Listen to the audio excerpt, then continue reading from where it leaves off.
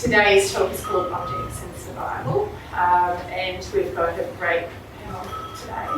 My name is Stacey Bodile. I'm the Program Manager for Lorne Sculpture Biennale this year. Today we've got special guest Maree Clarke. Maree is a Yorta Yorta Wamba Boonwurrung woman.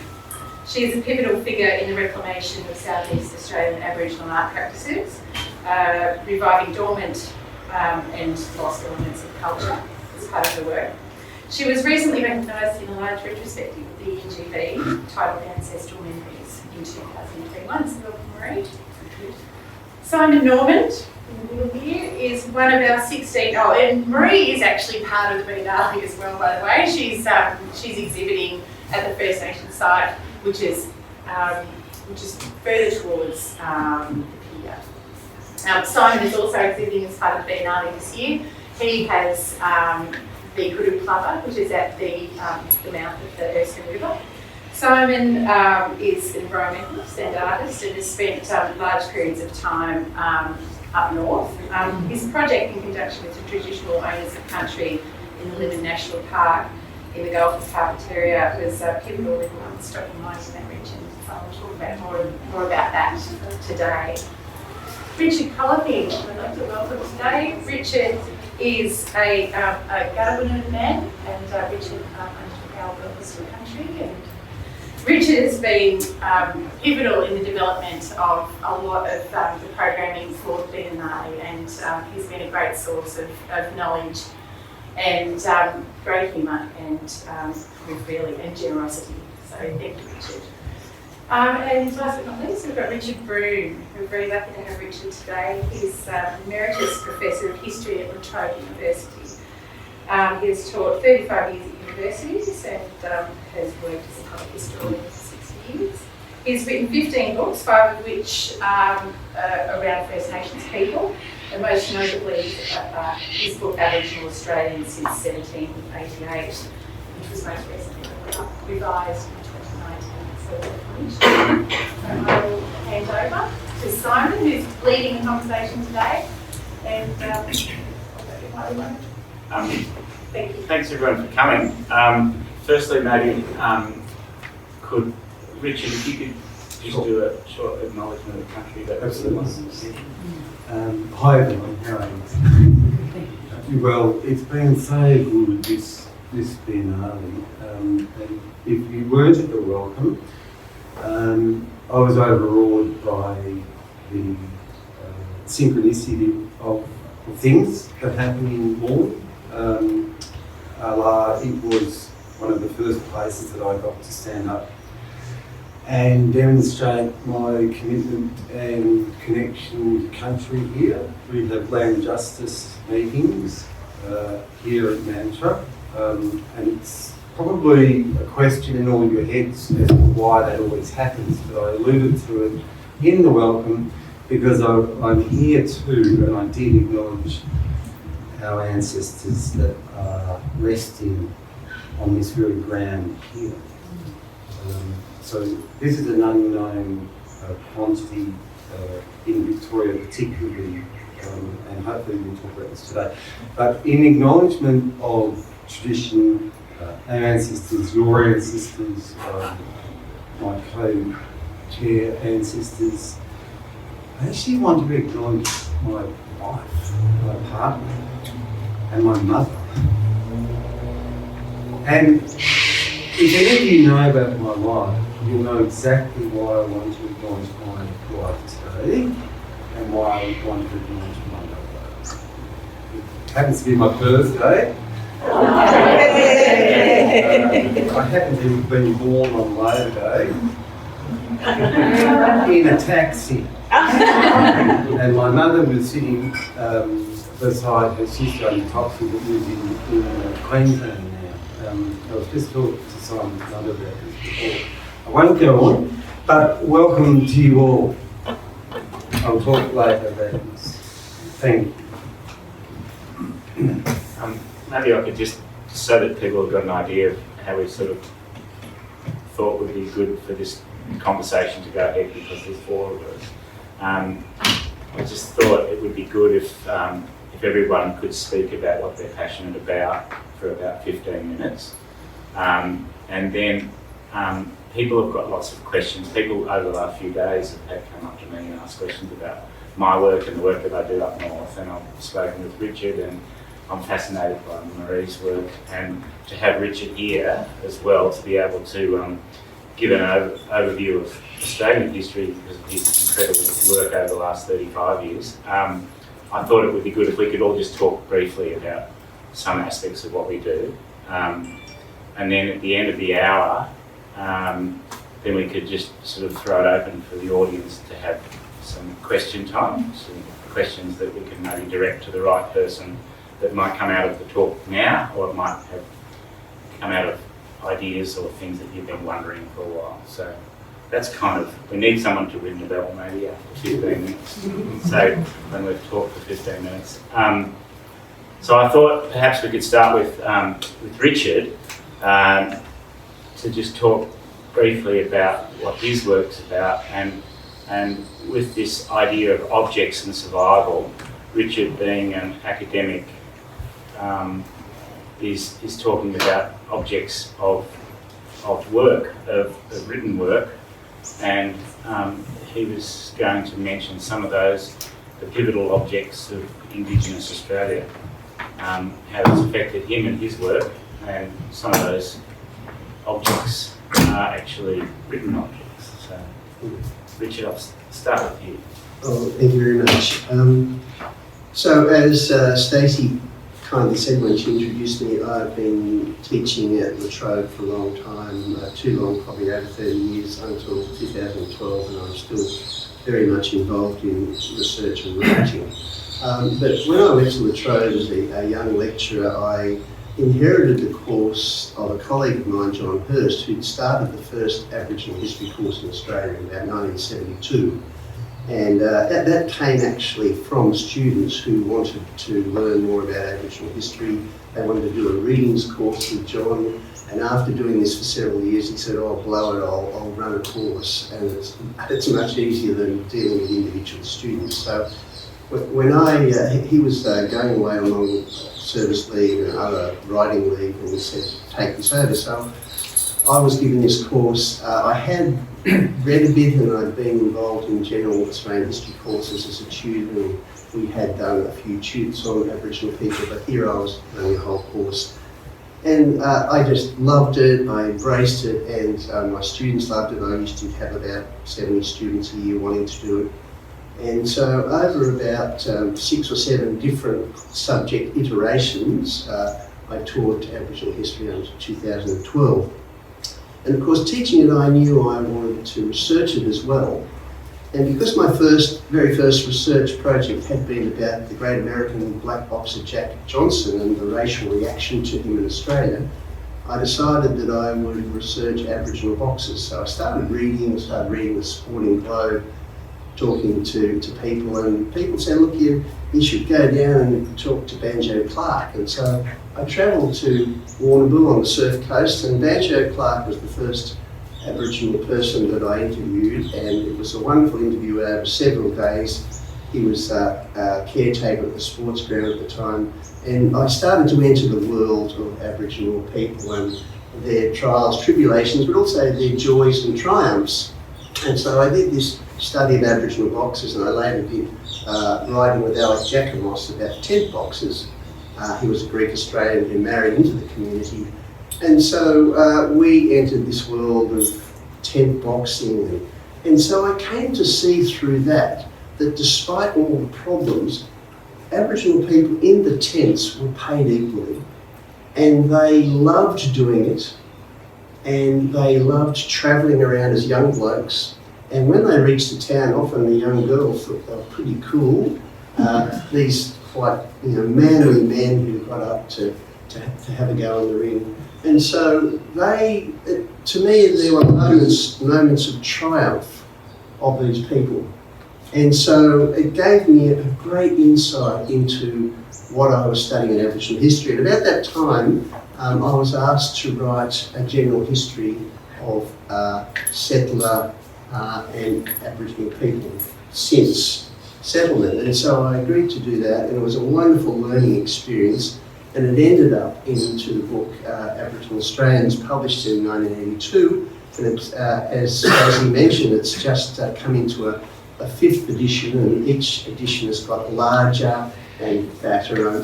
I basically rewrote it in 2010, the whole book.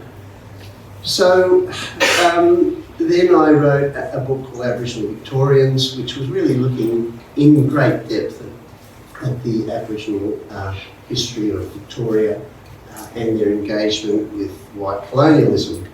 And so I found that what my meat here was relating to wider audiences, and that's who I wrote for. I didn't want to write academic papers just to be read in a journal by a few people, but to write. So I also did a lot of work with schools and ended up writing a couple of textbooks over my career, the latest one being a 4-volume, I co-edited with 15 others. We wrote a 4-volume text in Australian history for Victoria for Year 12. Victoria is the only place in Australia that teaches our own history at senior level. And there's a very strong indigenous component in those textbooks. And so I wrote in the first volume, it's about custodianship to the Anthropocene. It's about land management in Australia, and how I guess you could call it the history of management and mismanagement. The mismanagement beginning really in 1788 with a group of settlers who didn't understand the land, who tried to apply their own ideas of farming and pastoralism onto an environment that it wasn't built for really and suited to. So that's what I was doing in my academic career in terms of writing. Now, what meanings did I draw from this? Well, I think early on I realised that there were two things about Aboriginal history. One, that Aboriginal people were victims, and certainly they were. They were victims of a colonialism, a settler colonialism that put in structures of language dominance, of the dominance of law, economic dominance, and it had an enormous impact on Aboriginal societies right across Australia. Here in Victoria, the population went down by 80 to 90% in the first 20 years. So it's a horrific impact, because then that flows out to an impact on knowledge as elders are lost, as they can't pass on knowledge to the young. So it was incredibly destructive. But the other thing I saw, and I learned from talking to people like Maree Clarke, was that Aboriginal people were not entirely victims, that they were instead also voyagers, people trying to find their way in a new world imposed on them, and often doing it very well. Banjo would win bouts in the boxing tent, and he said it felt good to knock white blokes out. Because outside the ring, they were knocking us out with all the things they imposed on us. So that I then, in my work, started to want to really find the voyaging amongst Aboriginal people. And this word comes from William Stanner, one of Australia's great anthropologists. And he got it because he talked to Aboriginal people who were living and working on cattle stations far from their own country. And he said, well, what are you doing here if your country's way back there? And they said, well, we wanted to come here to seek tea and tobacco, and we stayed.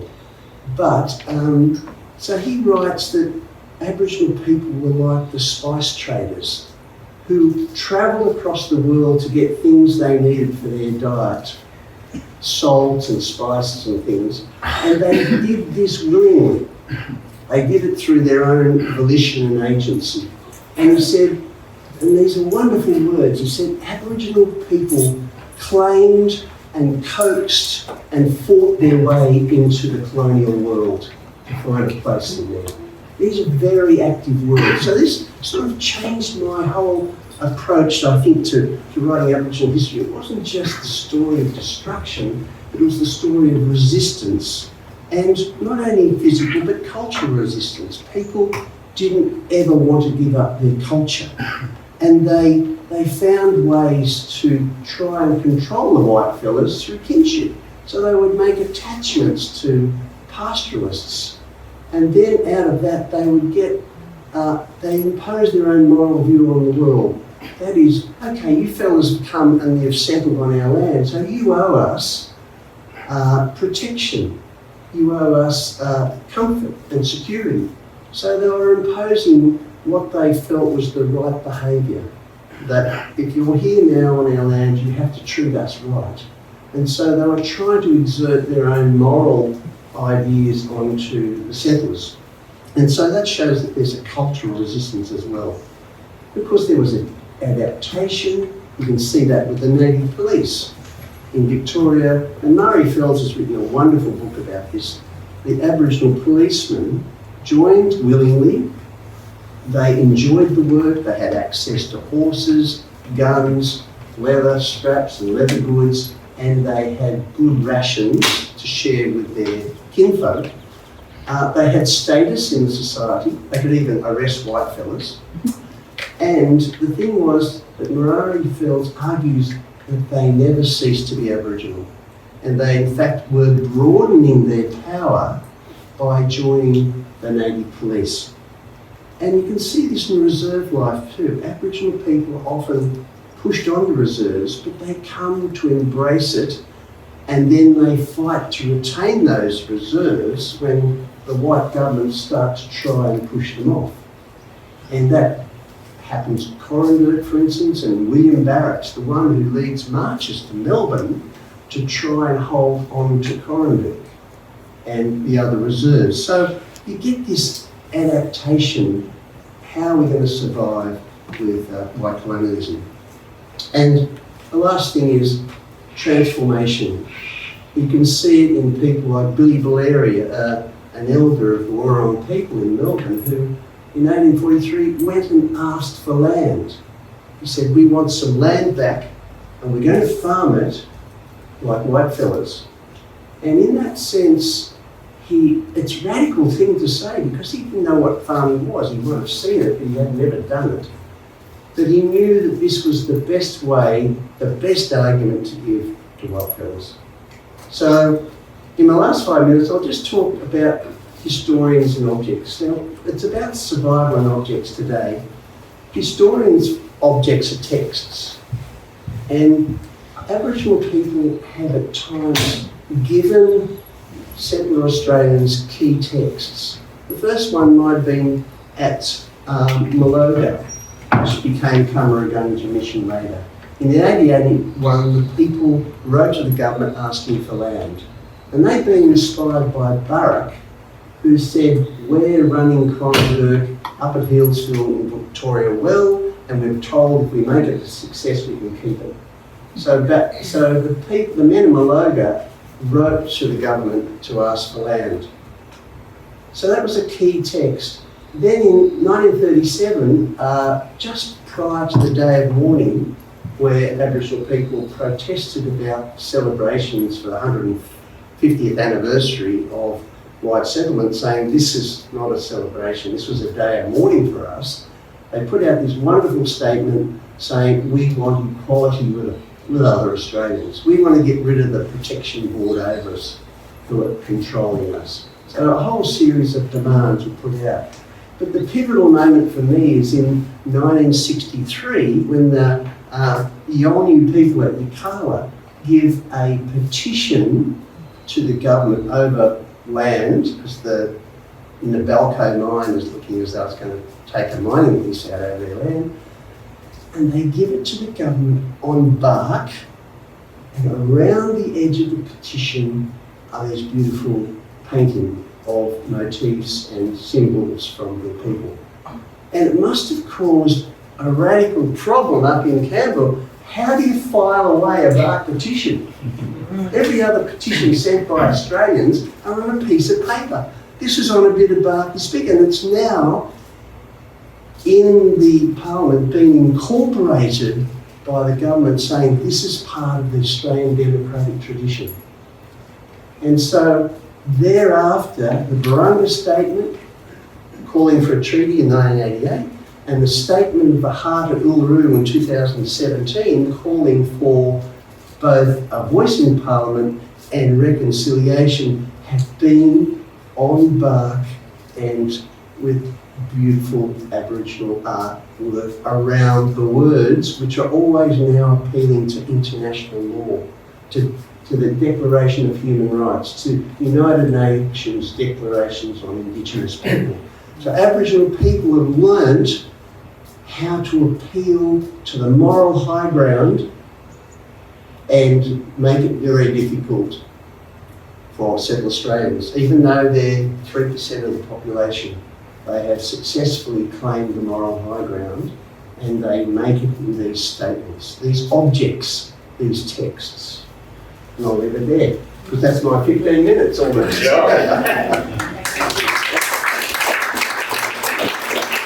That's a fantastic, very brief overview of a whole lot of things. I'm sure I've already got questions. I'll wait for my questions. Maybe it's best to hand over to Maree now. I'm really interested, I was really interested in this whole idea of object making and survival. And when you said to me over the phone that someone came to your exhibition at the NGV and said, oh, I saw this show, this amazing group show of all these different artists, and then you said, well, actually, it's all mine. And when I saw a photograph of you in the studio with all your pots boiling of all these different things and the kidney birds, I was very jealous. Kangaroo teeth. I'd love you to talk a little bit about your practice and what is really, I suppose, what inspires you now. So, what inspires me now is to share all of the knowledge and information and research that I've been doing over the last 32 years. So basically, I went to Melbourne to paint the first green and gold tram to hit the tracks of Melbourne. Moved back to Mildura, packed up my little flat, moved back and have been working as an artist and curator ever since.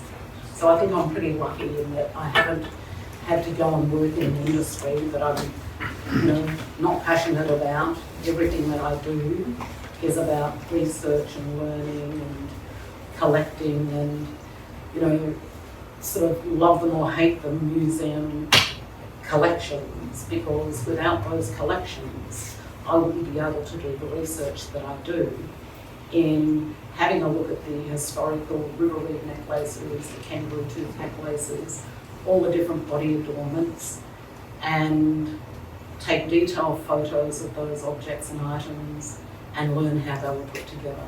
And that's all through trial and error and basically going out on the country.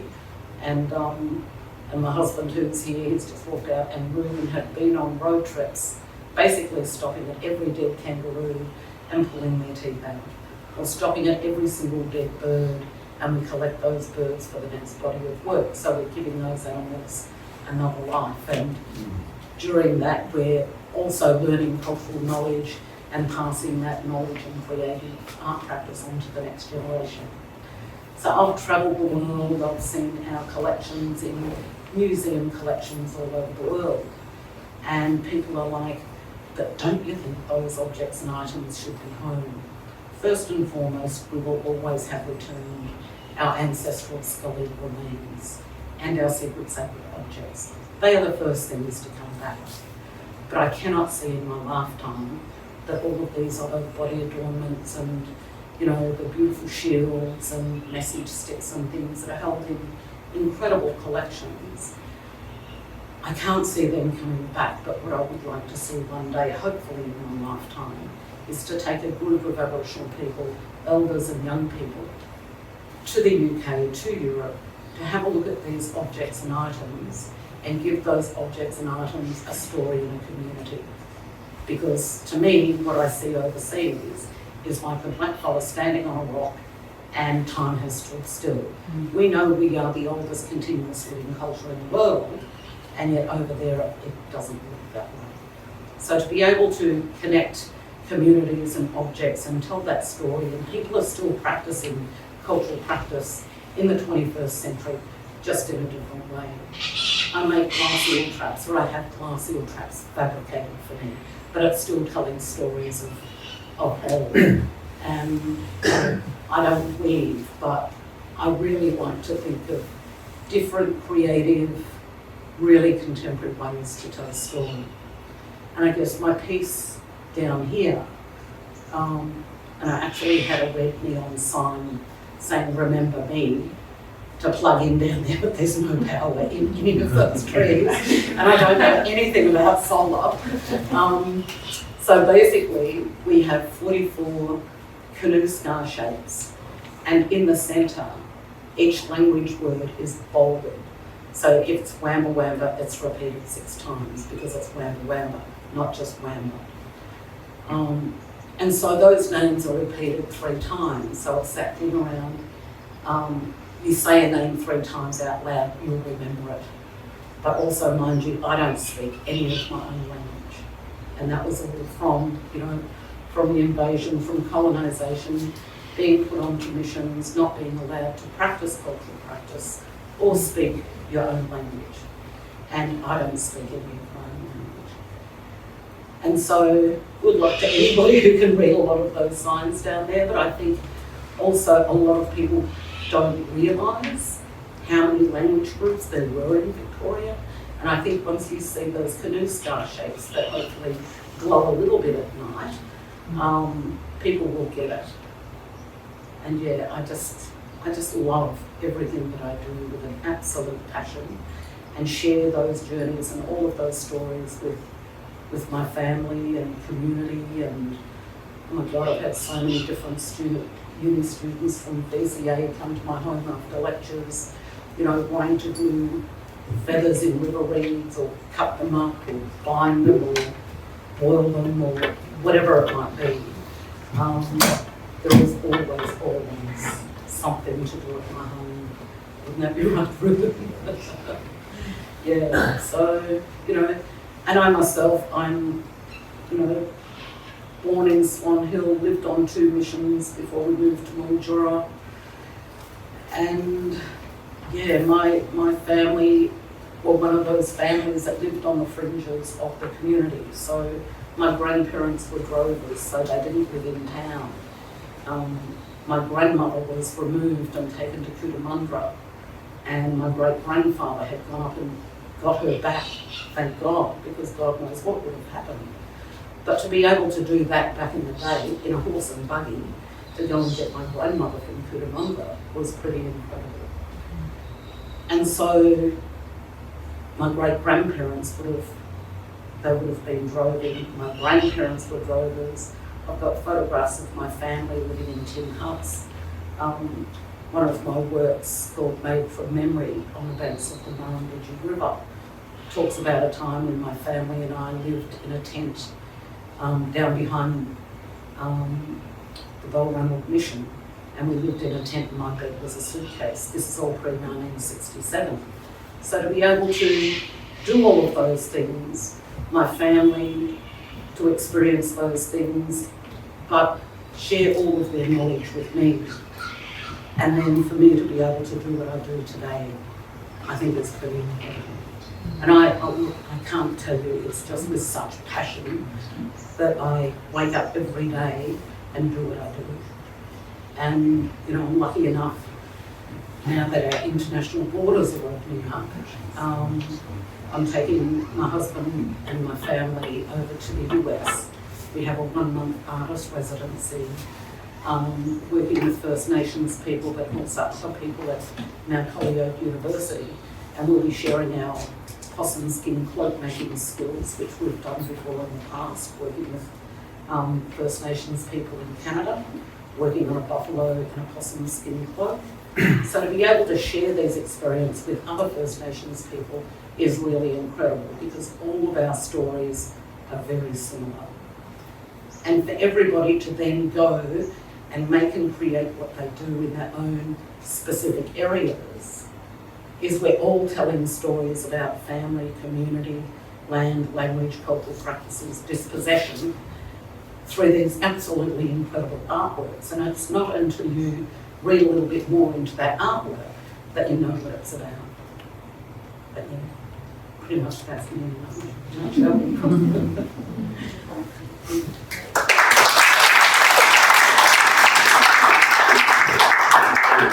can say, because I was walking past your work with my mum and dad yesterday, and I can say that people are stopping trying to say these names. That's So fantastic. they look at it, is that Gadubanud, is that Yeah. Gadubanud, is it, and they're all, Yeah. do you know how to say that? And so there was congregations of people trying to And read so it's all of starting these to, songs. like, get the conversation going, Mm. and it has to start somewhere. And I think that's fantastic. No, it's great. Awesome.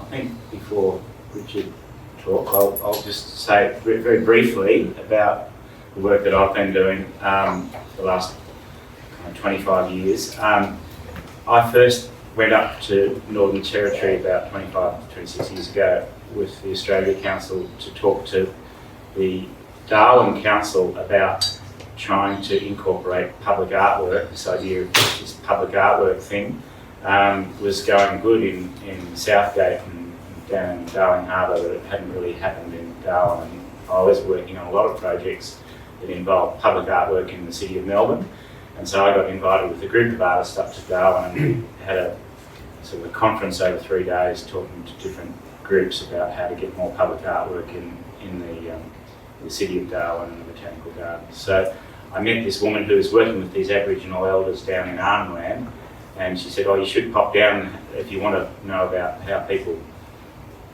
do public artwork and how they paint about their country. You should come down." So I drove down with her. Didn't realise it was 800 kilometres.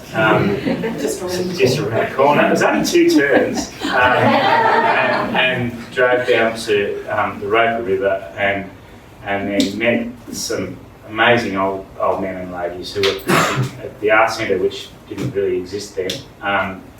And they were just becoming really big stories. There was Ginger Riley, who had the first indigenous retrospective exhibition at the NGV back in about 1990, and he lived in Nooka. And then there was a series of artists like Angelina George and Gertie Huddleston and these amazing painters that painted their country, which just blew me away. So, and I said, "Oh, can you tell me about your country?" And old Maureen, who took me on as her mum, said, "Well, I'll tell you about my country, but you've got to take me there first." And I said, "All right, we'll go there." And that was another 300 kilometres down to the coast, and her beloved Maree country was what she painted. And then she was able to talk about her country from actually taking me to her country. She didn't want to talk to me about her country from living in what was the old mission of Nooka, where everyone lives. So just picking up about languages and my lack of knowledge about language, I remember going up to old Norma Joshua, who was sitting on the veranda watching the sunset, and Maureen said, "Oh, you might want to meet Norma." And I sort of said, "Oh, how's your English?" And she said, "Oh, my English is quite good. I'm having trouble with this text at the moment." But and I said, "Oh, why is that?" She said, "Oh, I'm just finishing my PhD in linguistics remotely, and I'm a bit disappointed because I only know 7 languages fluently, and the other ones I'm not that good about." So yeah, that reduced me to tears just about on the very first day, speaking to old Norma, who was the traditional owner for the Devil's Marbles, and had moved to Nooka with her husband, who is a Mara man. So that sort of, my world sort of was opened very quickly going to visit Nooka. And then after a while of going back for several years, the artist said, the elder said, "Look, you've got to stop asking questions or you've got to come and live here." So we moved with my family up to Nooka and lived there for 3 years and started a Trips to Country program, and I worked as the art teacher in the school and worked with elders to get get more engagement with the locals coming to school, because they were a white sort of influenced school that didn't speak, no one really spoke Creole, and language was only spoken in English, and there was the remnants of 8 languages still spoken in Nooka, as well as Creole, and everybody wanted to go out to country, and none of the kids wanted to go to school. So we set up this thing that if people went to school 80% of the time, then they got to go on a trip to country once a week. And so that was a fantastic thing that happened. And then I started doing maps, and because the old people wanted to have something physical and tangible they could show their grandchildren, I said we're not going to be here forever, but we wanted to have our stories told in a way that can be passed on. So I did one map and then another map and then another map, and ended up doing some quite important maps, because the maps were of country that people hadn't been to, and I've spoken just to Richard about this recently, this whole idea of you don't have to live in country to still have connection to it, and this whole idea about country also extends to what's under the land, what's on the land, what's above the land, and also extends to sea. So in doing the maps that I've been doing, it's been really challenging people to think more about the whole idea of what country is, and the fact that you don't have to live somewhere to still have an absolute connection to place. And I've got a little video which I think we can look at, which sort of maybe give a little bit of sense about a recent map that I've done. This is just a 2-minute video which we did with the Australian Marine Conservation Society. Is it going to work?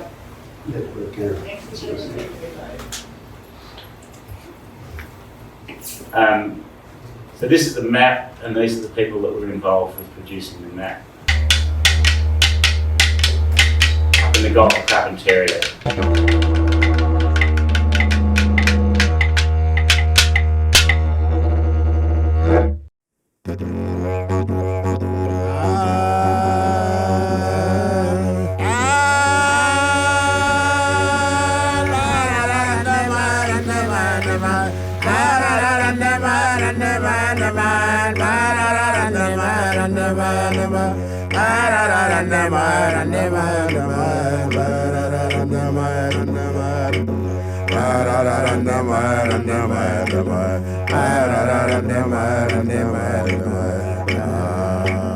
Pani wari mandara wabura uiji, kolo jinango maraman kujiga uiji. Don't spoil our water.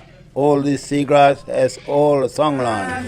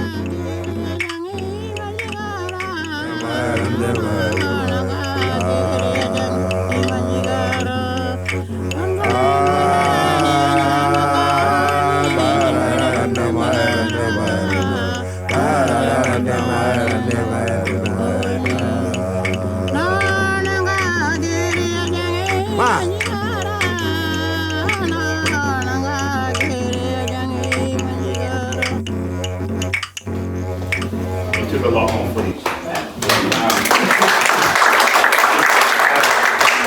I just wanted to briefly say the power of words, because when we went up to do the map, the trick about the map was trying to get everyone involved and making sure that no one felt that they were disenfranchised from the whole mapping project.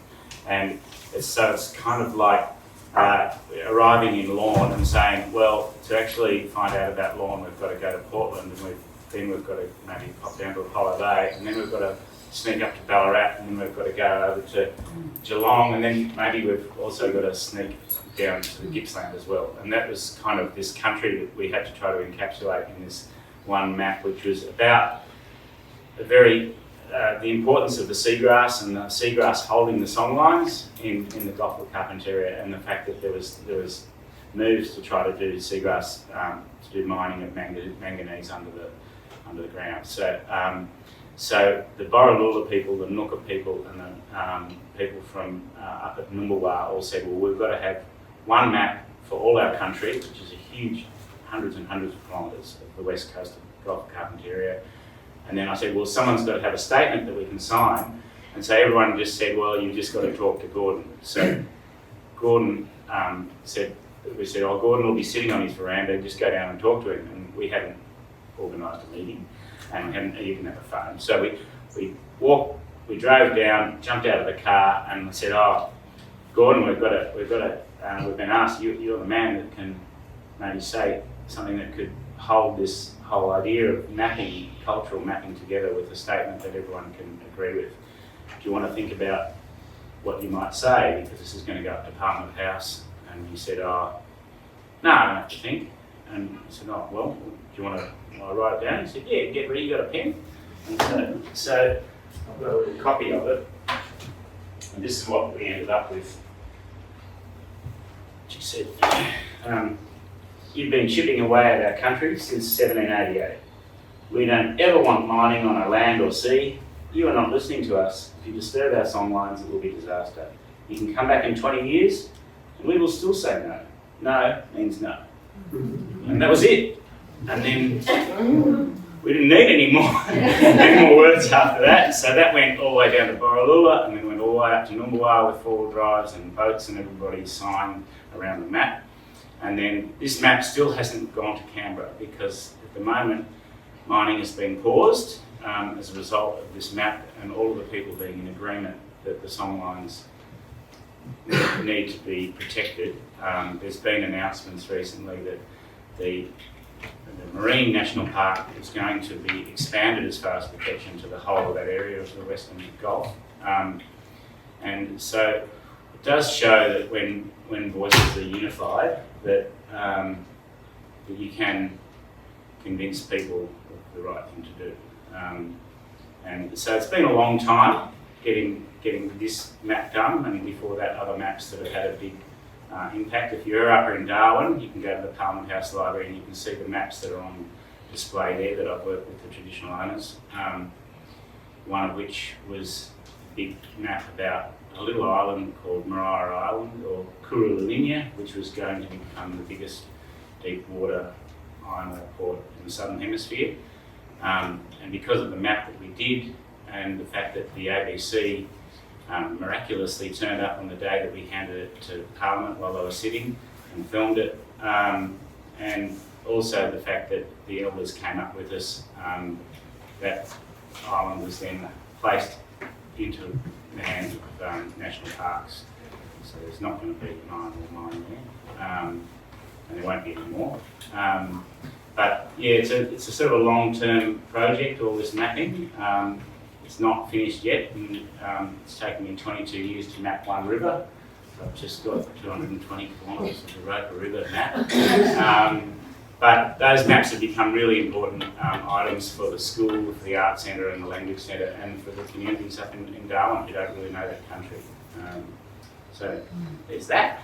And I thought maybe this would be a good time to hand over to you, Richard, because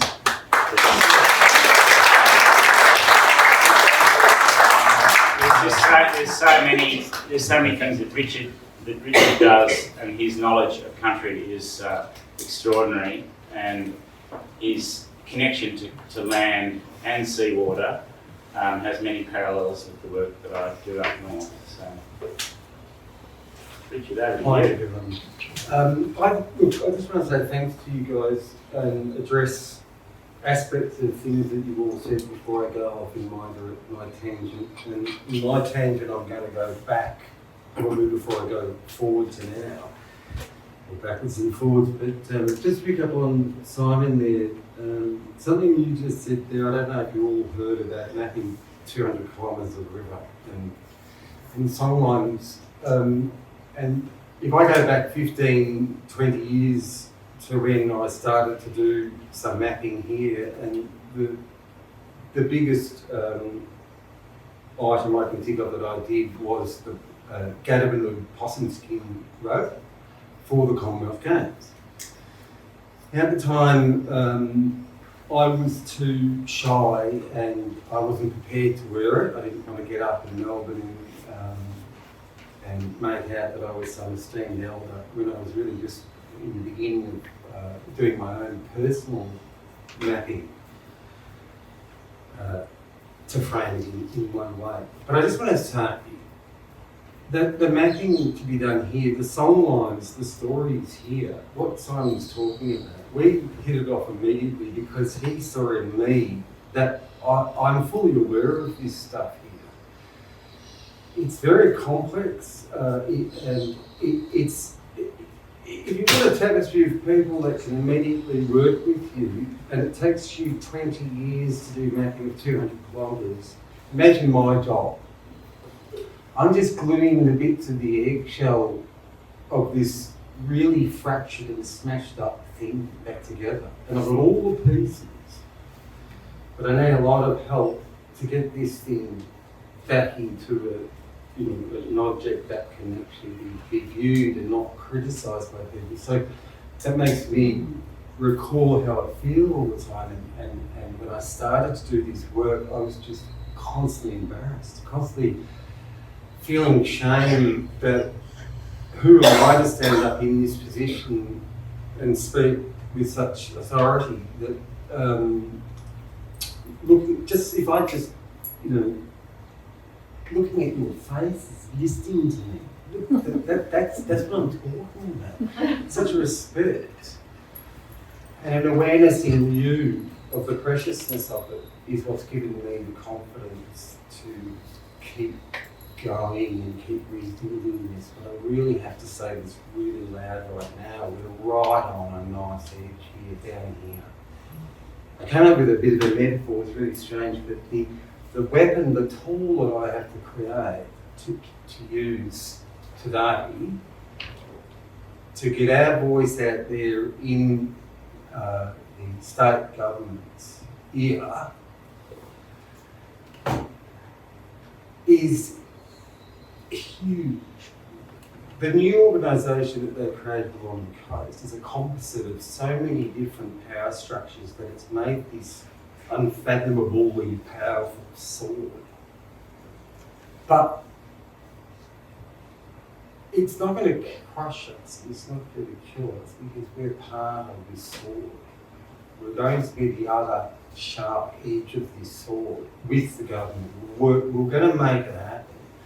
And the more they try to crush us down here and assume that there aren't these 36, 38 beautiful sub-clan languages down around here, they're going to end up building a diamond out of us.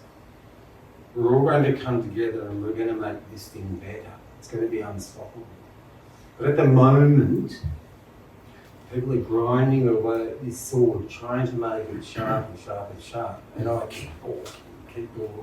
I'm not going to let it cut me. I'll just go a little bit sideways. I'm going to jump to something that. So I'd just like to acknowledge really that women have the guts in this stuff, right? And they've got the respectfulness to do this powerful art stuff. So Maree's put out there, she said it, there's all these language groups, these kundikas. Where are they, or where are all these people? And I have specific knowledge for family lineages here that I can stand up and speak of this. And so now I'm going to jump to something that Richard was talking about, which is the missions. So on my mother's side, our people from the coast here were absorbed back to the Framingham mission, ostensibly.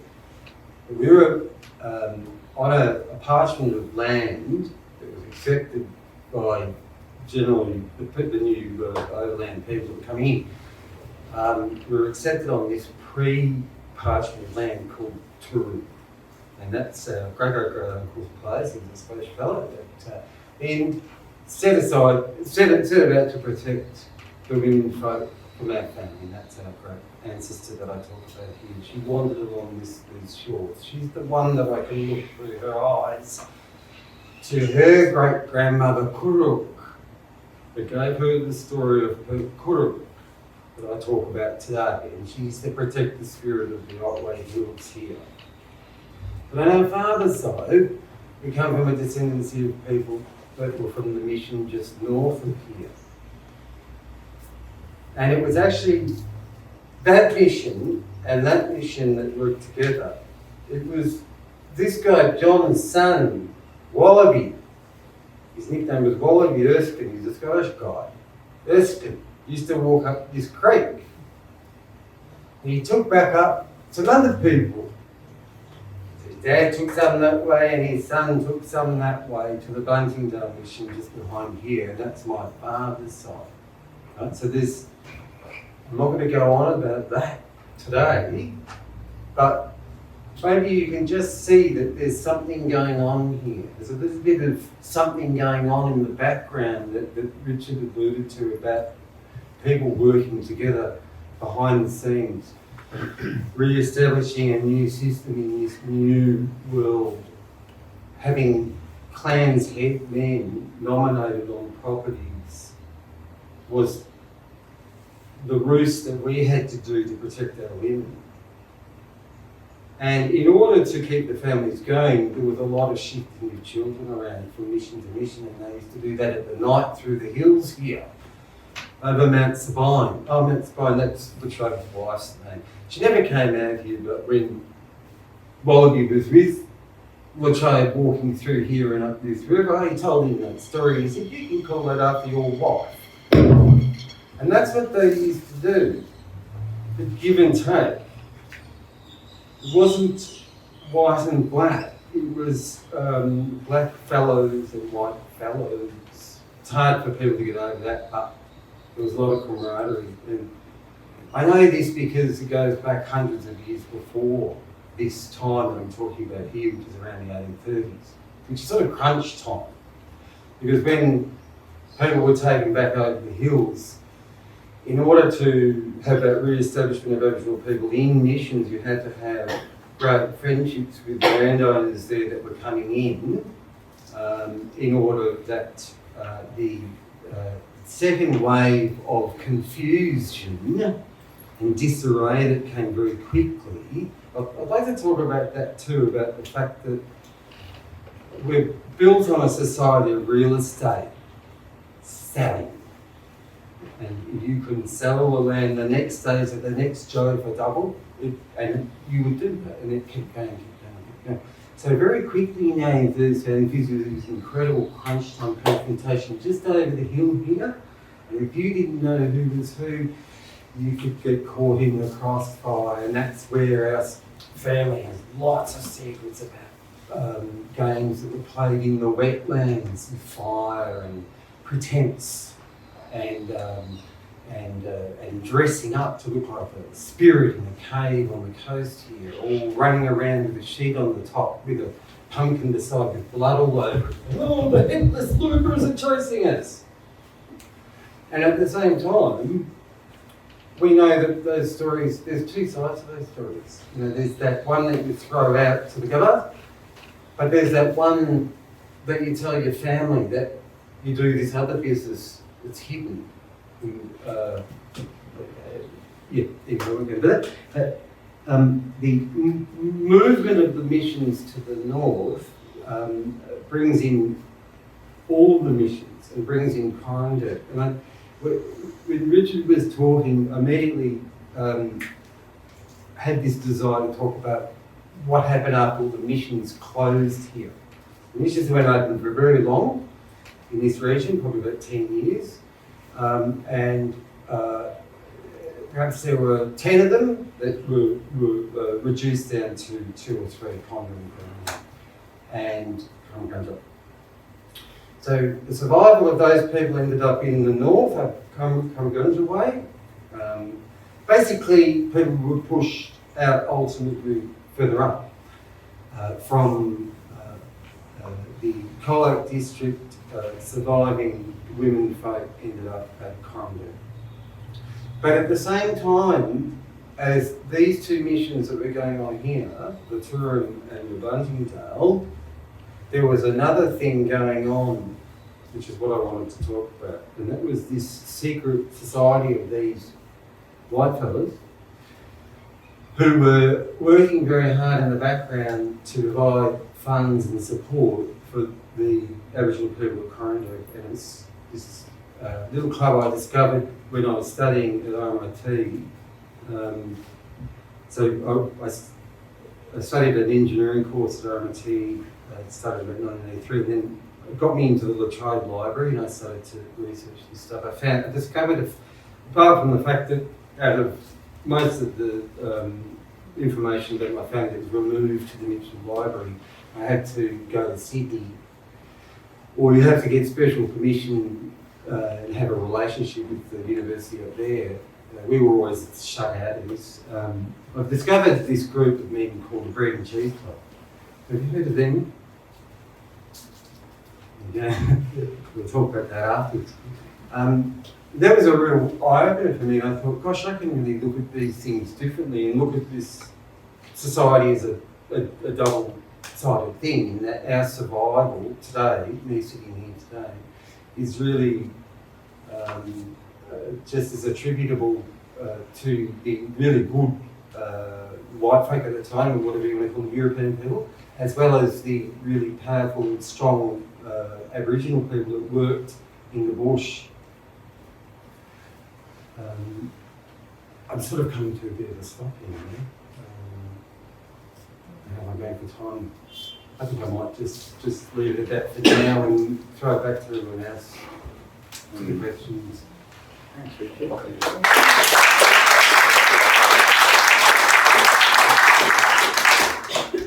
I know it must be difficult for you to come down and see a lot of things that have happened in this country and your ancestral home but what I thought was fantastic was when you gave the welcome to country and you had family members there dancing as well, and I thought it's just extraordinary for people that have no experience of Indigenous culture down this end of the world to see what you're doing and to see that on a big stage, and I thought that was really brave. So thank you for that. Thank you. Can I say one more thing about that? And that's in relation to what Maree said too. It's so sad that for 150 years no one in Victoria really could speak language. So it's quite a phenomenon. And for me that's just been an evolving thing, an emerging thing too.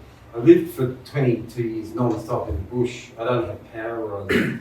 So the bush is my university. To watch the season, to cook for 3 years non-stop in this environment down here is a really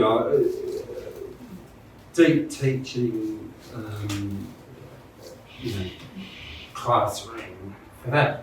But I did actually go back to Gibbs Tape in a language project with Vicky Cousin and others that led to the development of a few, not only diploma courses and things like that, but the art projects that we were doing. And so to visualise language is a really good tool to language resurgence.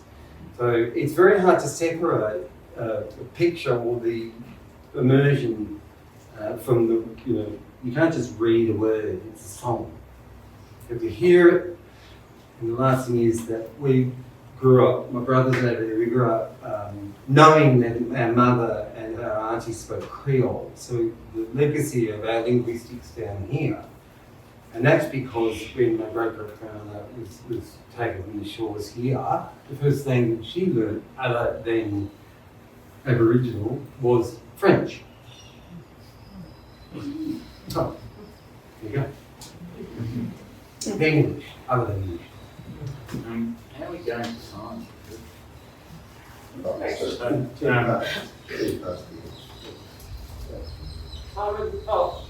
name's Peter, I'm Richard's brother. I just wanted to tack on to what Rick said about the level of recognition. We did the welcome here, and it's a deeply personal family thing. And a few politicians came up and shook our hands and were moved. But I didn't tell them, I can't meet you in any other forum because you don't recognise us. They recognise the political organisations, but not the families from here do the culture. So there were lots of levels. So I just thought had that as an example too. Sorry about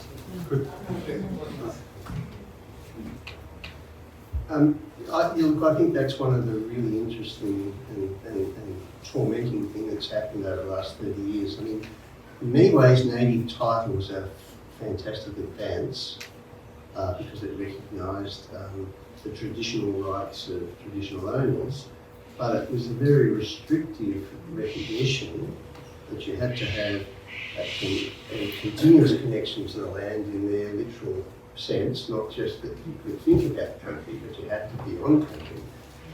And you had to be traditional. So that were the two very restricting things, and some people would call this sort of repressive authenticity. You have to be authentic in the eyes of the government. And the other thing is that governments have to create structures to deal with. And so they've created structures in this native title thing, and some people miss out. And you've missed out here in getting recognised as a voice to talk to. And so it's created a massive tensions within Aboriginal groups about who's going to be the spokesman for this area or not. And across the country, there are people who have missed out on this, and there have been winners and losers, and so it has created tensions within Indigenous societies across Australia. So a lot has been achieved, but there's been this fallout. And that was always the case. You know, when they decided to give Lake Tyers back to people, and then Framlingham, they said you had to be resident there. So people that had been pushed off had no rights, and that's created enormous resentments. Some families said, well, look, you know, I was encouraged to leave or forced to leave, and now I have no rights to this piece of country because I'm not on the list of registered people at the time of handback. So yeah, this is one of the real problems, and I feel for you because of this situation. And what we have now is the recognised Aboriginal parties. So if you're not A RAP. a RAP member or connected to, and it becomes basically a bond fight between traditional owners, which is happening with Boonwurrung and Bunurong on the other side of the bay here, and I'm connected to Boonwurrung and there's Barong, and what do you do? And it's a group of Aboriginal people deciding the traditional boundaries of land and how we're all connected to that space and place. And just recently, and you know, I'm the line-wide artist for the 5 new metro stations being built in Melbourne. And it's a huge gig. I had proposed to represent all 5 clans of the Kulin Nation throughout those stations. But only last year, and I've been working on this for 3 years, only last year, the recognised Aboriginal part or the cultural heritage group had changed the boundaries. So there is only 1 station on Boonwurrung country and 4 on Wurundjeri country. And I can't tell you the rest of the conversation. It's just become very complicated. And I think that's really sad that, again, through government, because it's government-driven, appointed, these people are appointed by government, they're not appointed by community.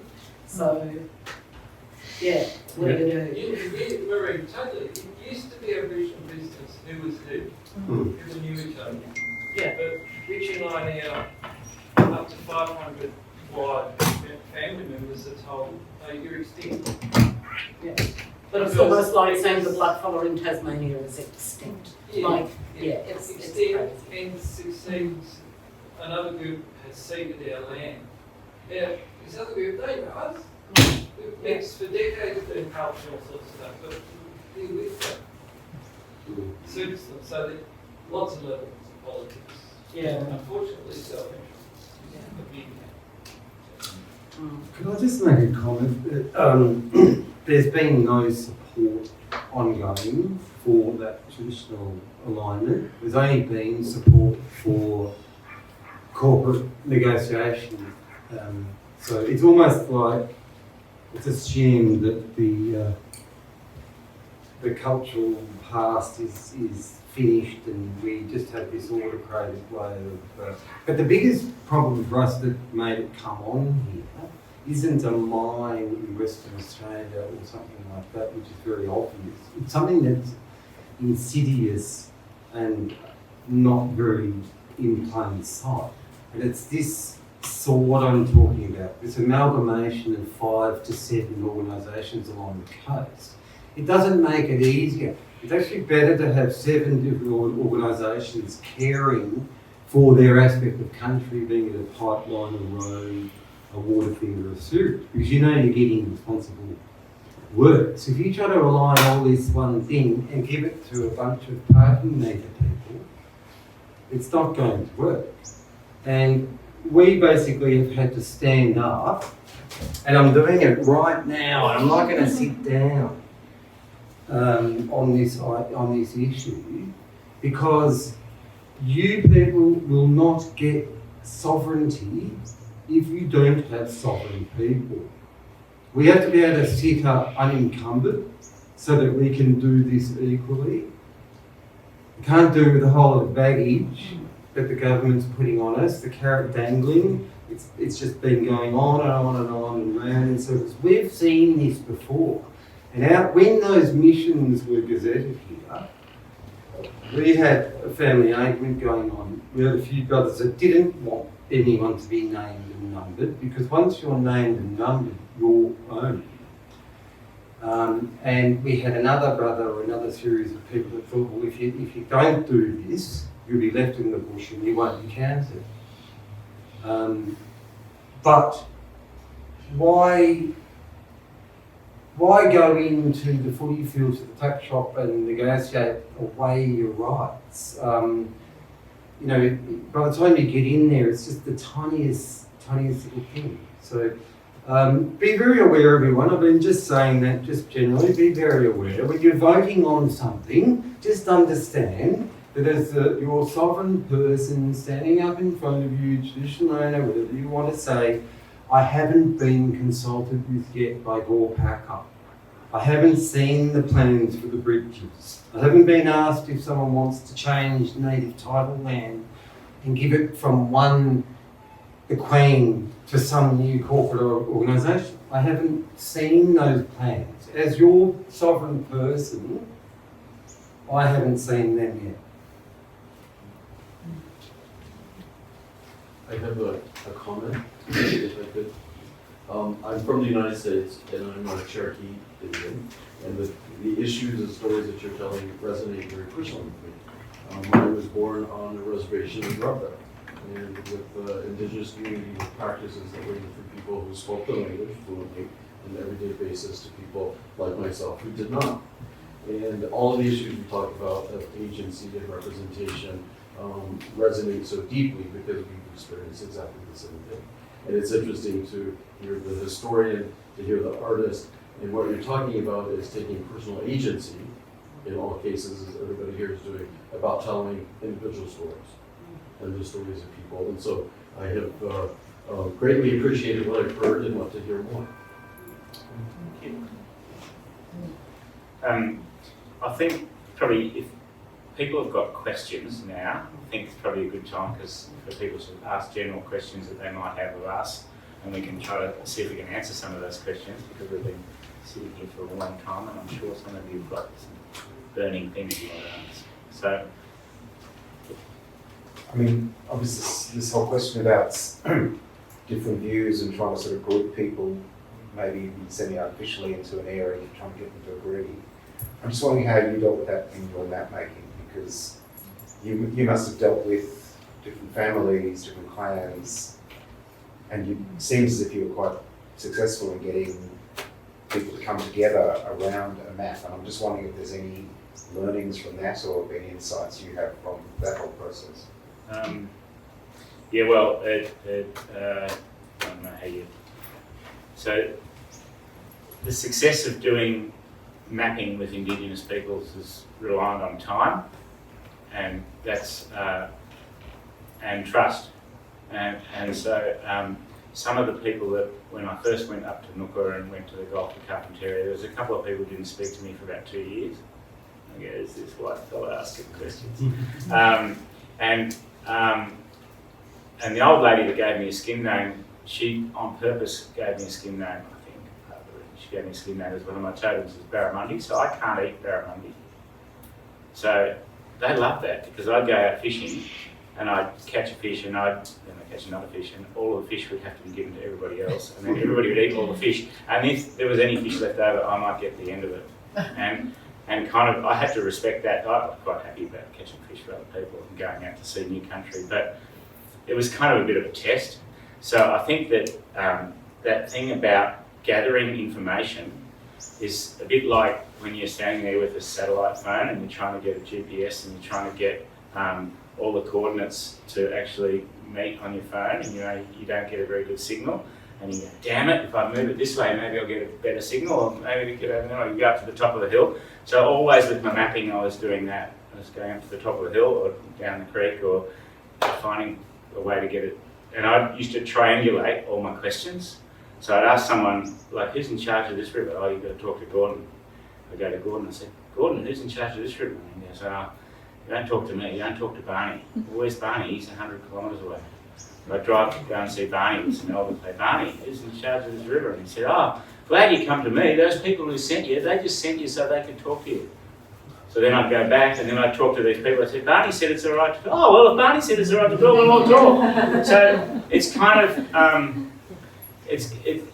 it's like being a bowerbird. You've got to gather stuff, and the first bit of information you're given is often the wrong bit of information, deliberately.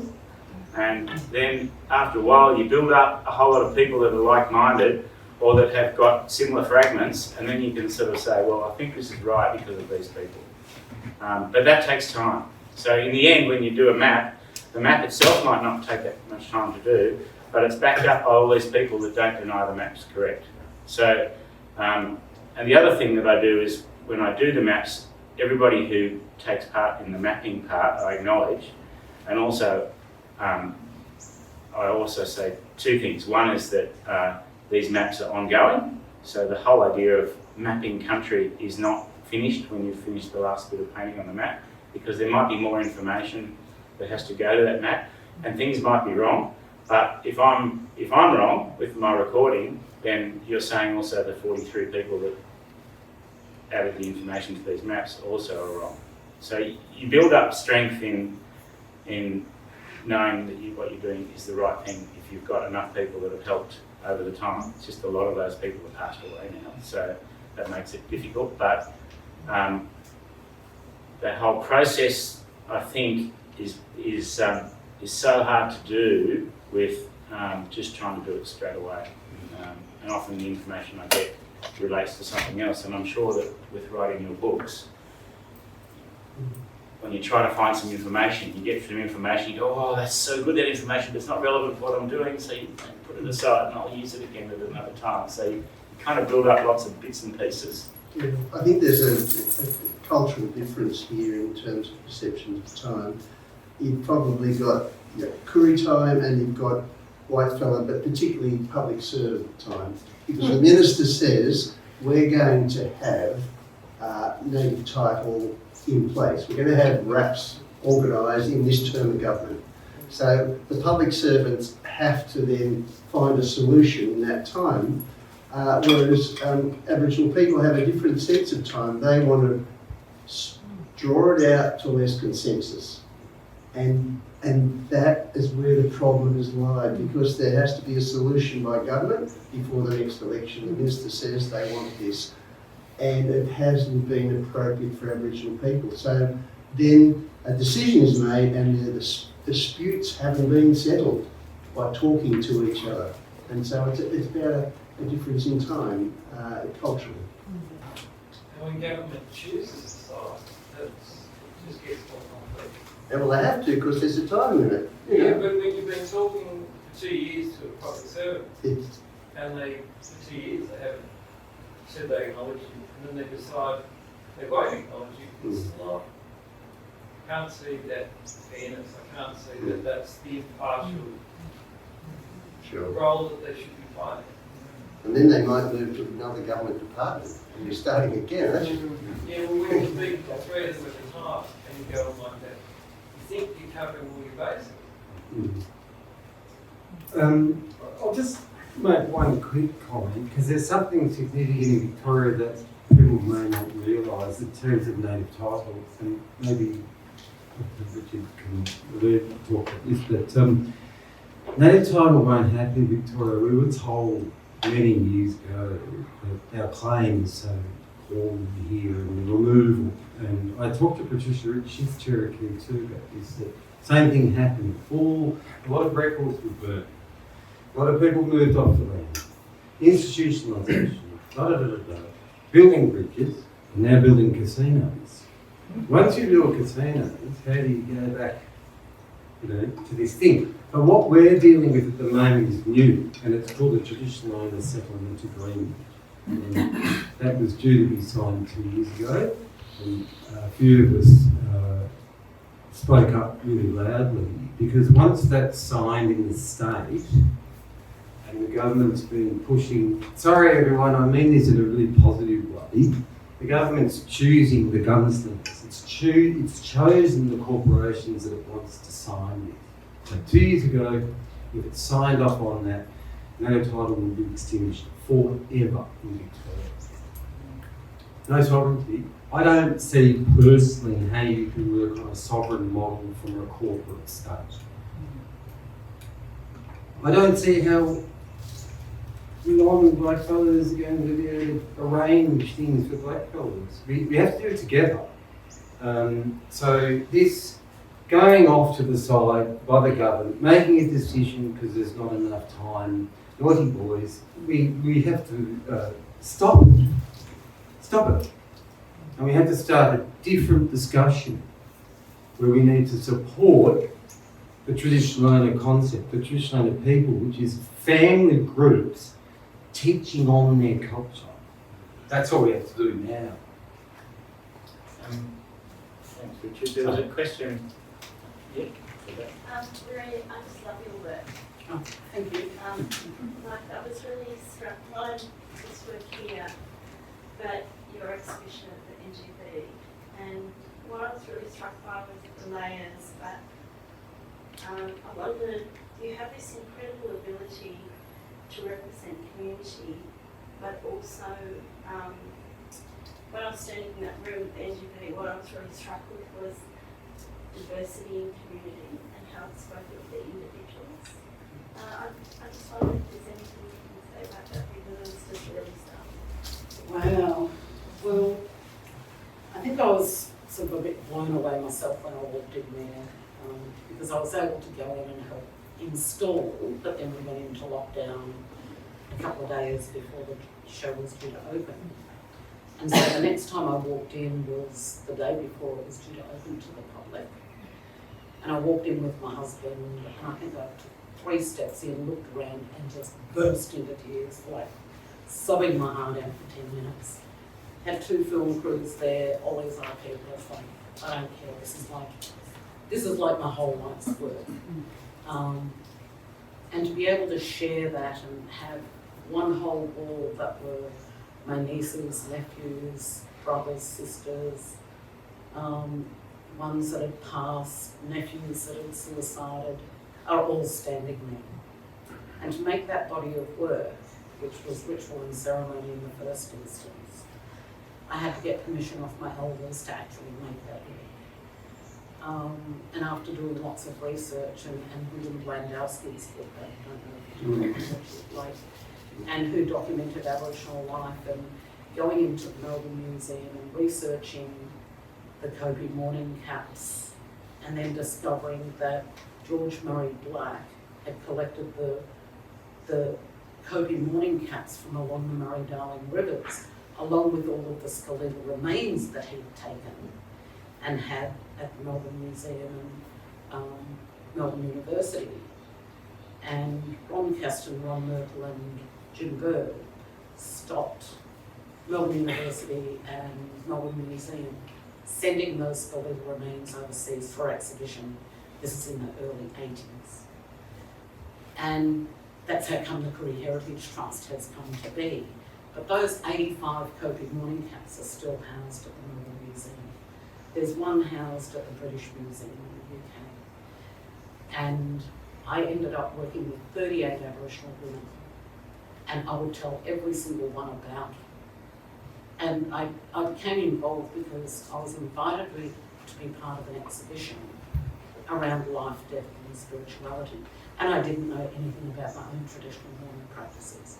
So after doing the research and then asking women to make their Kopi mourning cap on their own head, and then doing the research and making one weighing 3 kilos that I sat on my own head in my chill-out space was really quite profound and moving for a lot of people. That I now do like Kopi healing workshops, and I've done those in London, Geneva, Footscray, DAC Centre at Melbourne University, and all over the place. And you know, I work with all these First Nation artists at the Rising Festival in the UK. It was just incredible, you know, over 2 days. And to include community and have community come to my home and my family. And, you know, that possum skin cloakus, you know, the biggest one I've ever made, 63 pelts. Having a whole team of family, friends and community come and help stitch that cloak. Some with kangaroo sinew, some with waxy thread. But that talks about all of the countries that I'm connected to, including Tipperary and Ireland, that I've painted with green ochre, that I've been holding on to for 12 years, from one of my women in mourning. And I've been holding on to that green ochre, which is really beautiful, and just waiting for the right moment to use that ochre. And that's sort of representing Tipperary and Dunstable in the UK, which is where my grandparents 5 times back of both my grandmother and my grandfather. So I just love all these connections. Those sticks, my nephew went up on country and collected me those 500 sticks from country where the huts were built that women would sit in and lay. They would have used very similar sticks. Now I've had those sticks cast in bronze, made seats at Wesleyan Church on Lonsdale Street with Trent Jansen, river reeds cast in bronze, charcoal. Like there's so many things that, you know, you can take all these different elements and make it pop somewhere else using different materials, but always telling stories of, you know, 80,000 years ago, moving forward. I love it. Anyone else with a yes? Hi, Maree, you talked a bit about I guess the basis of your use of materials and their cultural connection. And I noticed in the exhibition at the NGV that you've used a lot of contemporary technologies and materials, and I want to hear a bit about how you see that linking into what you were talking about before in terms of not just reviving old culture, but what's the word? Not regenerating, but bringing it into the 21st century. Yeah. Well, I guess that's what I like to do, and say for the 3D printed jewellery, for instance, and you know, I have 3D printed 18 karat gold plated kangaroo teeth that I get printed in New York, and the same with all my 3D printed jewellery components are all coming from the US. And I was approached by the design store at NGV to create a new jewellery collection. And I've always wanted to synthesise my kangaroo teeth. And I've tried with, there's a brick that's really easy to carve, like a heel, yeah. Now I've tried that, but they break sort of really easily. And so working with Simone Leamon at the NGV, she uses this company in the US, and so after getting somebody, and I've given them echidna quills, crow feathers, and kangaroo teeth and had them supersized. But everything is based on these traditional necklaces and the traditional kangaroo tooth necklaces that I've made. And like Lorne and I have made like the biggest kangaroo tooth necklace with 123 teeth. Now, considering the kangaroo only has 2 bottom incisor teeth that I can use in these necklaces, and we'll drive like 1,200, 1,500 kilometres just to collect enough jaws to make these necklaces. But I love working in, you know, the 3D printed material, which is like a high density plastic, the metal. I want to start working with white gold. I love the glass. I've done a lot of work with Canberra Glassworks. And basically I flew to Canberra with my little round piece of plastic, sketch of an eel trap, said, could you supersize this to 3 metres, make it proportionally right? Well, they've made me 2 now. And, you know, they've made me the glass river reeds, the glass seed pods, and I call those like a moment in time because I collect the ochre from country, the charcoal from country that are captured in these little glass seed pods that people can wear. And it's like, yeah, it's making things accessible. So the river reeds that I make, which are 50-metre river reed necklaces, and now making them accessible for people to wear every day. And it's continuing cultural practice in the 21st century in a really contemporary way. So, you know, there are people out there wearing my kangaroo tooth necklaces, which is fantastic.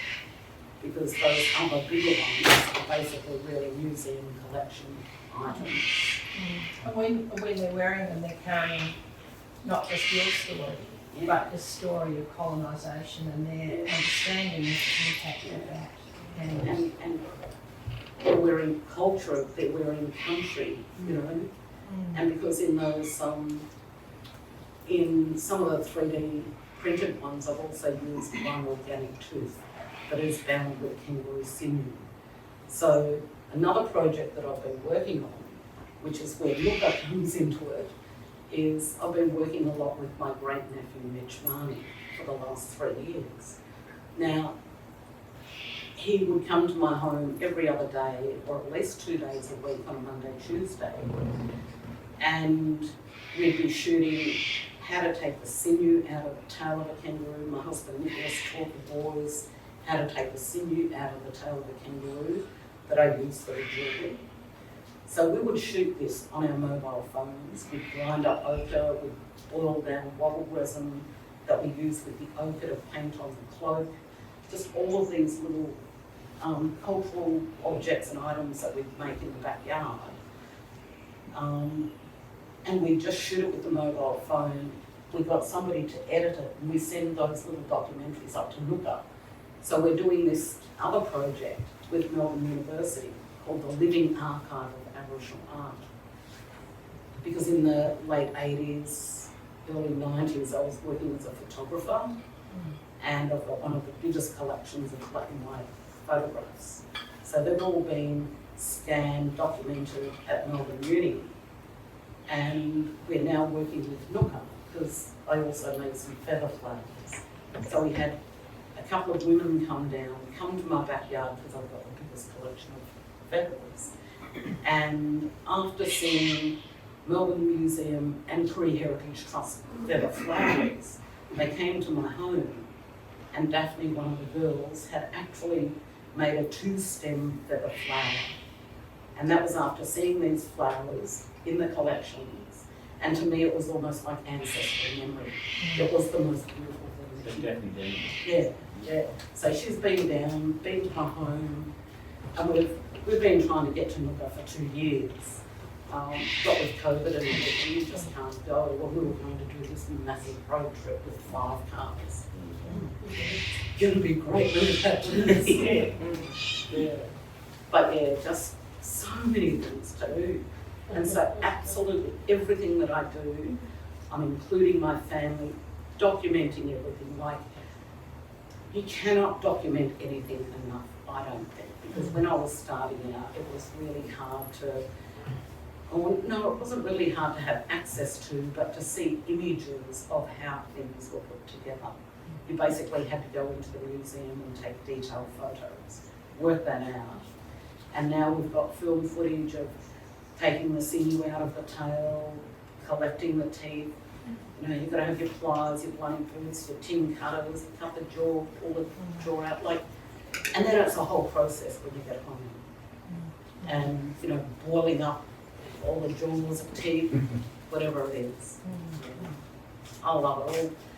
The process to me is as important as the end product. It's, yeah, it's fantastic. Does anyone else have any? Yeah, I just want to say thank you to you all for sharing the story today. And I particularly am interested in working with First Nations people in Lorne country at the moment. I'm working on a project, but I just wanted to ask you, Maree, what your advice might be to someone that isn't non-Aboriginal woman, and how I go, you know, that kind of we're on the precipice of change by working together, but we're sort of faced with that law versus LORE, the law of Aboriginal people, and how do we ensure that we present Aboriginal story both through interviews and photographs of, and in a positive way that doesn't cause any, that doesn't feel like I'm stealing anything, or, you know, to ensure that there's respect there and everything presented in a way that is empowering for them. Well, I guess if you've got a great relationship with that community, the more people working with it, absolutely, like, and take them on the journey with you. That's what I would say. I take all my family, I've taken all my nieces and nephews through the dark room, taught them all the processes, and this is when black and white photography was, a lot of people had dark rooms. There are barely any around anymore, but yeah, take the family, or take the community on the journey with you. Well, I'm working locally, but I've been asked to go up by elders to North East Island, the Wollongong area. Yeah. And I just, you know, I'm taking pace. I'm just not sure when to go, and you know, and just the synchronicity that keeps coming into my life, and so I'm just grateful for that. But I'm also grateful that we can find ways to walk together to ensure that your stories are heard and not overstepped in a way that you don't feel they're honoured properly. Because it's I find it a difficult space, but I'm also very honoured that they can hold space for me, and I sort of think, God, you guys have given up so much, you've been through so much past trauma and things that we're just trying to find a way, just that Yeah, it's about sitting down, having that conversation with the mob, with the community that you're going to work with, and then see if there's some training program where you can sort of work alongside other people there. Sure. Because, And I think my advice would be that they're also everyone's stories. The story of Australia has to and should have always included the story of settler Australians and also indigenous Australians, but it hasn't until the last generation. Before that, all the histories that were written were about the history of settlement, and it didn't include the voices, the story of Aboriginal people. And surely we only had half the story. And so we need to see that all our stories, because settler Australians understand who they are because they are also colonisers as well as settlers, and they have taken land, and there has to be restoration, there has to be compensation, and there has to be a realisation of what this past was. And that is happening now, but it didn't happen for the first 5 or 7 generations of Australia's joint history, if you like, after 1788. So I think you've got to have a confidence that, because you're going to tell this story to not only the Indigenous people, but the people you know and the people you've got connections to. And so then it broadens the storytelling and the knowledge and acceptance. And can I just I'm sitting here with my artist's hat on, just say that the one thing that Indigenous people are really, a lot of the people in Arnhem, when I first started speaking to them about what I was fascinated about country and other people's vision of country, because I was an artist and they were painting these things that I didn't understand, was just how powerful art is, how powerful music and dance and performance is. And you don't have to tell the whole story. You can just tell part of the story, and then people can fill in the gaps. And my recent experience was just doing my hooded plover, was laying out all the wooden crosses, the Lest We Forget crosses, because I also work as an artist in residence with the Austin Hospital, and I work with all these veterans groups, and I've got all these crosses. And then the crosses are laid around the bird, and then I thought about all these old people who said, the worst thing about Nooka is we've got the road. And they said, what do you mean? And I said, well, it's fantastic, we've got the road, everyone can come in, but now we've got white fellas coming in all the time. We can't keep them out. It was really good when the floods came for 4 months and we couldn't have anyone in here. We'd have all our food and all our provisions and we can just carry on. And then they got the road, and now we've got the road all the time, so the worst thing that's happened to the road. And the Great Ashen Road made me feel, when after speaking to Richard, I thought, imagine how that would feel to people when this huge road is being built. So there's that lest we forget about the road, and lest we forget about the Indigenous people that were here before the road, and that are in this country, and then lest we forget about the people that, Aboriginal and white people that fought in the First World War and the World War and the Second World War, that are heavily involved. But that's not on my board. And this fellow came up to me and he said, oh, I really like this. And I said, do you want me to say anything about it? He said, no. I'm just going to sit here and look at it for a while. And I thought, how great's that? I didn't say anything. So I just think it's more power to you for working with people and let them, you don't have to have all the answers. I appreciate everyone's answers. Oh, that's Really jumping. got around it. I have to say something very personal. Sorry. Your question. I hate to reduce it to this, but exactly what Maree said, it's just having a conversation. So I'll direct you to the right person. So just trust me. Yeah. That's all it is. Secondly, 1978, I suggest you all go out and look at a little doco, Last of the Tasmanians. But I was in another documentary called Black Man's Houses when I was 12 on Flinders Island, and that's when my life changed, and there was no conversation. And we experienced the local farmers terrorising us in biplanes and cars driving by, shooting over our heads. At this point in time, that means that I can take my hat off to Kutcha Edwards, who's just got an award down at Port Fairy, which is fantastic. And Kutcha was quite tearful because last week when I was asked the question, what do I want to do about stolen generation money, and I said, no, I don't want to have a go of it. Kutcha's just quoted for saying the same thing. He doesn't want to have anything to do with anything that's got any evil attachment to it, I think. We're self-empowered, we want to have a conversation, we want to do future enterprise, because that's what we've done all our lives. We don't want to sell off bits of the country in order that the forward economy works. We want just for you to use our brains. So this sitting down conversation. Yes, at 12 years of age, I saw this graphic thing. Now, this year, I was also up at the Australia Day celebration with Brother Boy Brett, and Kutcha came up to me on the stage afterwards, after Archie sang, and he looked at me, we were that close to each other. And I noticed he had green eyes. I thought, oh my God, he's one of the monster people. He's about 8 foot tall from up north of where you guys Our fathers are brothers. Your father was alright, so I should really hand over. He looked at me like that, and we were just, I said, brother, your eyes are beautiful. He said, no, but can you have this sort of conversation with a man? I don't know. He said, Richard, I was there. I was there at Biennale. I was performing on the back of the truck when those farmers were driving by shooting bullets at him.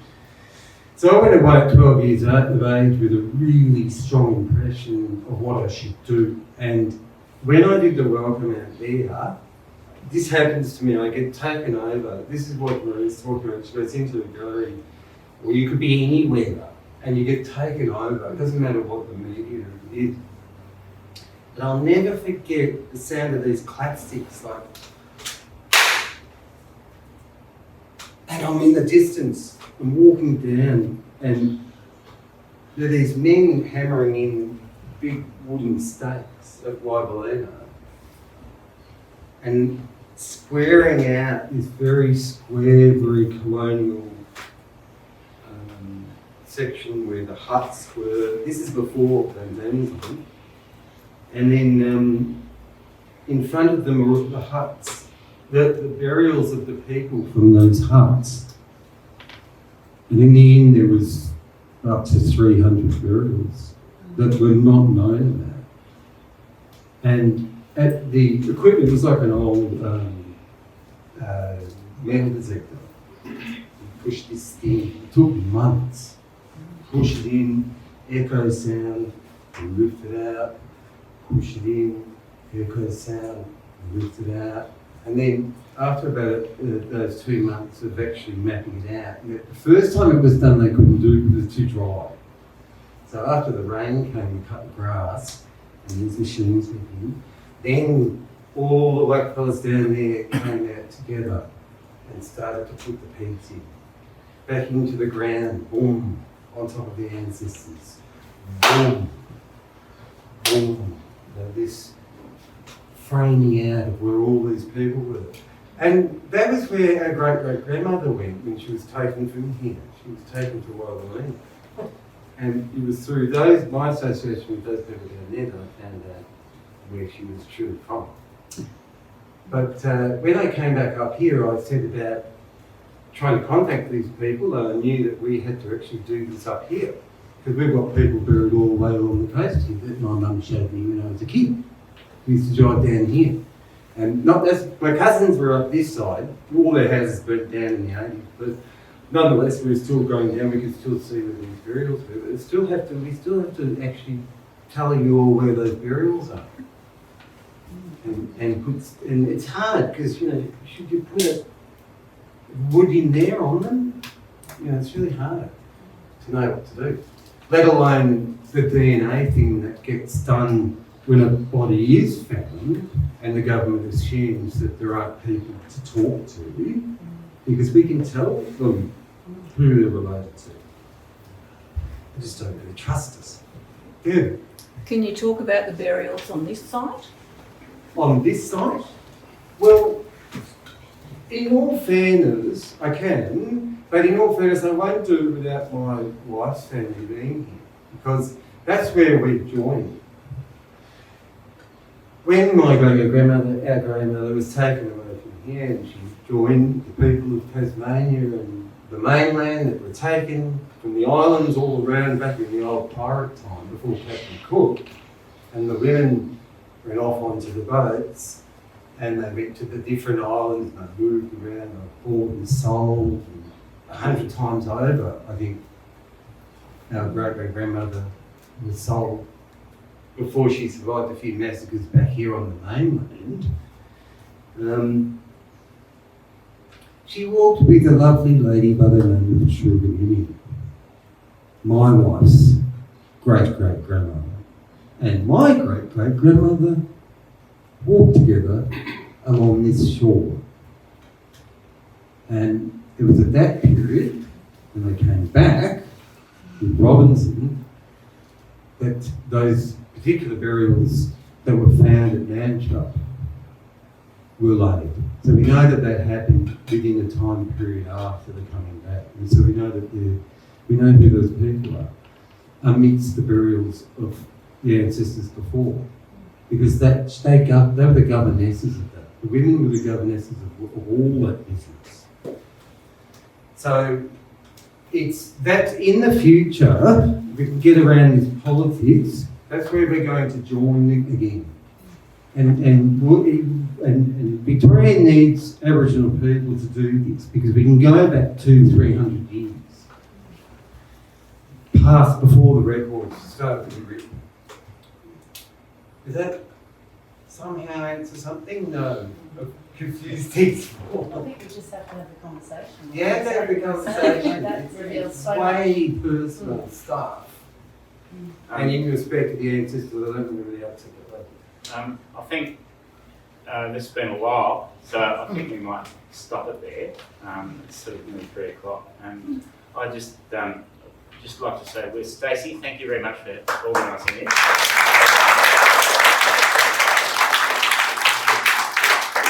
Thank Richard for coming down, having a coffee with me, and working out what we'd say at the start. It was fantastic. Maree and Richard, wonderful to hear you speak. Thank you.